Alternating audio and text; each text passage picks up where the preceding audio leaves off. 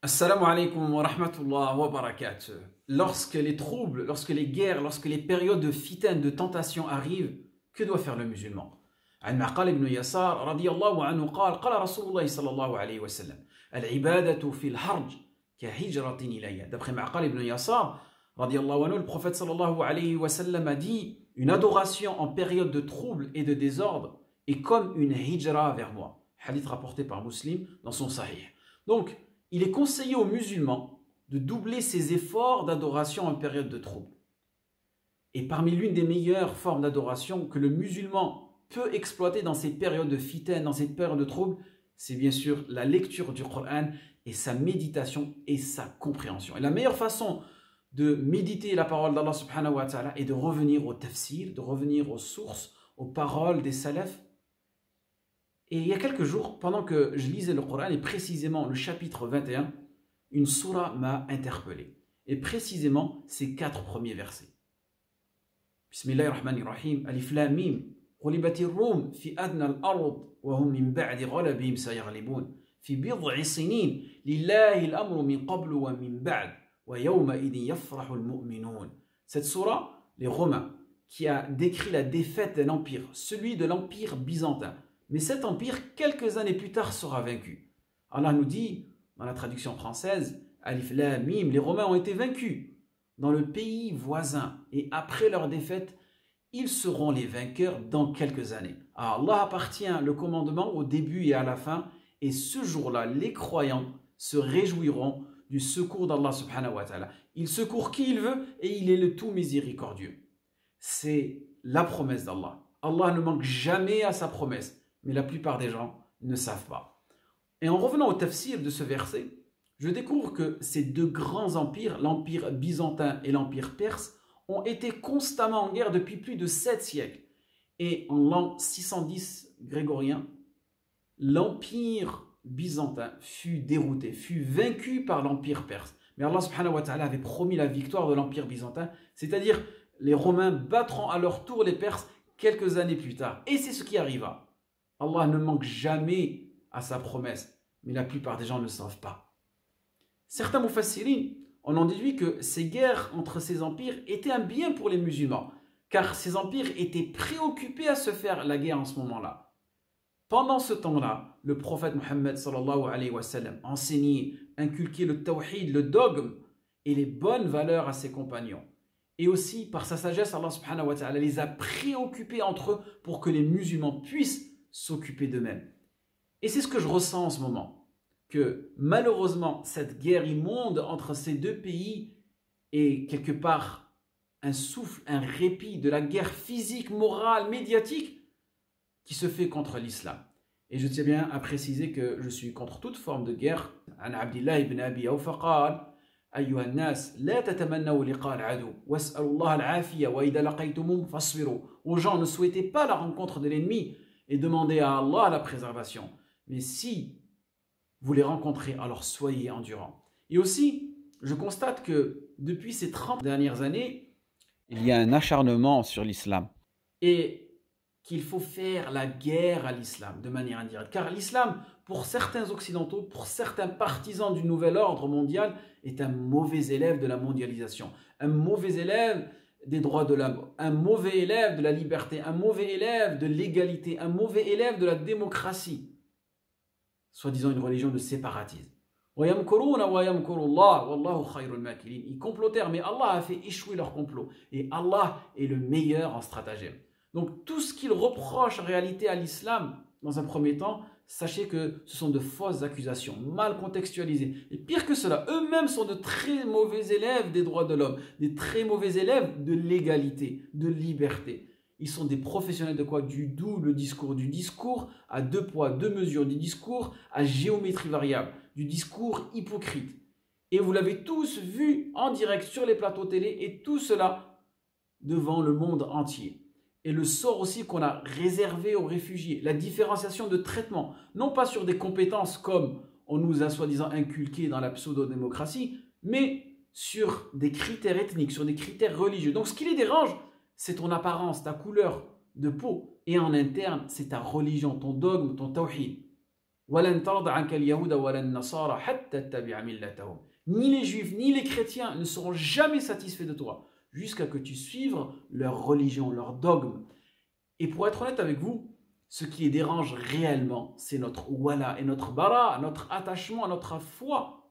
Car durant la guerre en Bosnie, dans les années 90, où plus de 33 000 personnes furent tuées, ce n'était pas leur couleur de peau qui dérangeait, mais bien le fait qu'ils étaient musulmans. Ainsi, les Bosniaques n'ont pas eu le même soutien que les Ukrainiens. Pourtant, plus ou moins la même couleur de peau. Donc on constate que l'aveu et le désaveu entre différentes religions existent bien. Sauf que pour les chrétiens et les juifs, c'est halal pour eux d'avoir un aveu et un désaveu. Et pour les musulmans, c'est haram. Al-wala lil yahoud wa nasara ba'dhum li ba'd yajuz wa lil muslimin muharram. Un autre exemple de wala et de bara qu'ils appliquent très très bien. Pendant que des gens fuient la guerre, d'autres fuient la paix. Ces dernières semaines, on a pu voir des Français, des Anglais quitter leur propre pays de paix pour aller combattre auprès des Ukrainiens, qui est un pays en guerre. Et je me demande ces personnes-là si elles vont être fichées S à leur retour, ou bien suivies pour radicalisation, ou bien jugées dangereux car ils se sont entraînés dans des milices ukrainiennes où ils maniaient la Kalachnikov.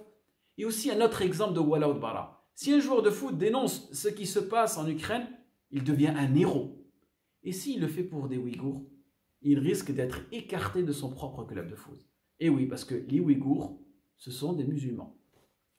Et de même pour les dirigeants internationaux. Biden, qui se sent offensé du fait que Poutine veuille envahir l'Ukraine, alors que l'invasion de l'Irak, de la Syrie, de la Libye, du Mali et plein d'autres pays musulmans, personne ne se sent offensé. Et franchement, ils sont culottés. Car cette forme d'aveu et de désaveu, ils te la font passer en douce sous le nom de l'humanisme, sous le nom des droits internationaux et blablabla. Bla bla bla. Deux poids, deux mesures. Toutes les nations occidentales ont le droit de s'unir. L'Union européenne, l'Union soviétique, l'ONU, les États-Unis, Royaume-Uni, des unis de partout. En revanche, si les musulmans veulent s'unir ou ont juste l'intention de s'unir, des mises en garde dans le monde entier. Attention, ils sont dans un projet de Ummah, ils sont dans un projet de califat. Tellement leur propagande a marché, a fonctionné. Nous avons aujourd'hui des dirigeants qui appellent au patriotisme et au panarabisme au lieu d'appeler à l'union des musulmans. On a aussi récemment vu des journalistes qui ont dit sans gêne devant des plateaux télé que les réfugiés ukrainiens étaient plus dignes d'être respectés que les réfugiés irakiens, syriens ou afghans. Et cela me rappelle aussi un autre verset qu'Allah subhanahu wa ta'ala nous dit comment les gens du livre traitaient les Arabes.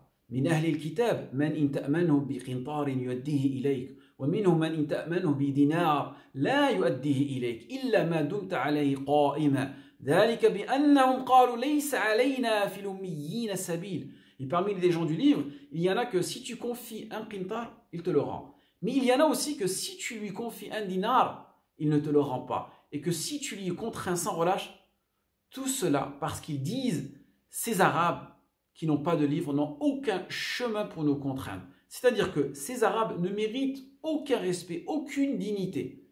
Ils faisaient déjà donc la différence entre un Arabe et un non-Arabe. Mais Allah subhanahu wa ta'ala leur a répondu وَيَقُولُونَ عَلَى اللَّهِ الْكَذِبِ وَهُمْ يَعْلَمُونَ. Ils profèrent des mensonges contre Allah alors qu'ils savent. Donc chers frères, chères sœurs, comme on voit bien, l'histoire se répète. Donc méditez et soyez clairvoyants. Méfiez-vous des mensonges et des manipulations couverts sous anonymat de démocratie, humanisme, droit international. Et que ce qui se passe en ce moment est un grand mal pour l'humanité. Car la guerre, c'est la pire des choses qui peut arriver à une nation. Des enfants, des femmes, des personnes âgées sont tuées injustement. Mais derrière un mal, il y a toujours un bien. Saviez-vous qu'après la victoire des Romains sur les Perses, quelques années plus tard, les musulmans dominèrent sur ces deux empires, les Perses et les Romains, les deux empires qui se faisaient la guerre quelques années avant.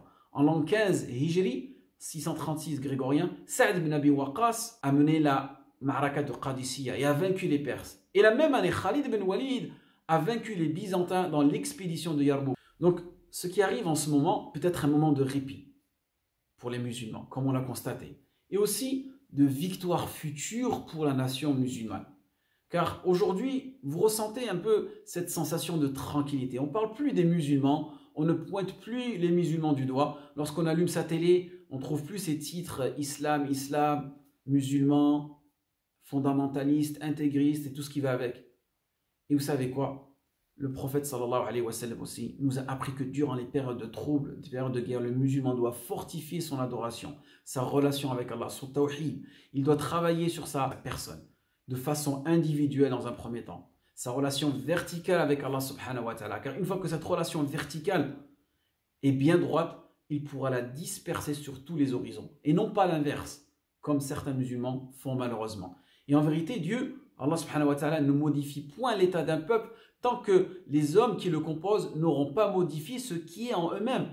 Car aujourd'hui, si les musulmans sont dénigrés, sont jugés injustement, comme mentionné précédemment, ce n'est pas les Occidentaux les responsables, c'est bien nous les responsables.